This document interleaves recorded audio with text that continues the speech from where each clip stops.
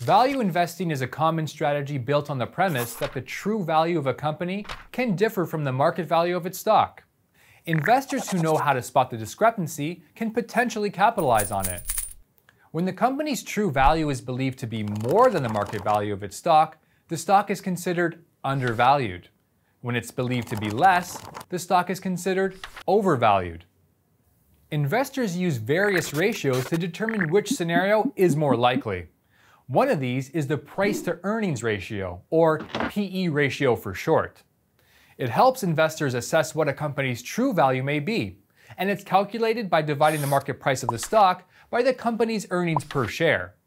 For example, if the stock price is $80 and the company's earnings per share is $10, the PE would be 8.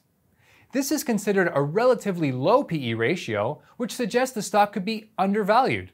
And undervalued stocks tend to have smaller downsides, which is why they're considered less risky investments.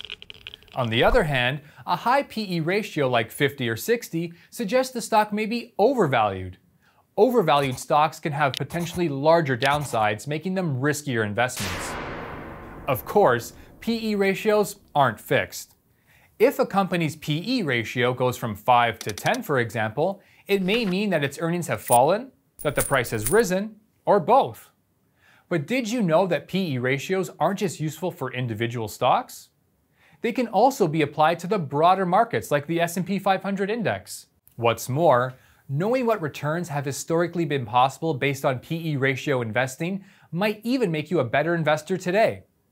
The gray data points in this visual represent the average returns investors would have realized based on the PE ratio when they entered the S&P 500. It covers historical data from 1997 to 2020. PE ratios are displayed along the x-axis and the respective returns along the y-axis. The returns are divided into two categories: 1-year returns on the left and 5-year returns on the right. There are two key takeaways from this historical market data. The first is that higher returns are associated with investing when the market is cheaper. In other words, when the PE is lower, just like we saw with the stocks a moment ago. While this doesn't mean that a market with a low PE guarantees higher returns, the data shows that historically, returns were better on average in low PE market conditions, when the orange trend line is higher. The second takeaway is that markets tend to become more predictable and less volatile in the long run. You'll notice the gray data points are a lot less scattered on the 5-year chart than on the 1-year chart.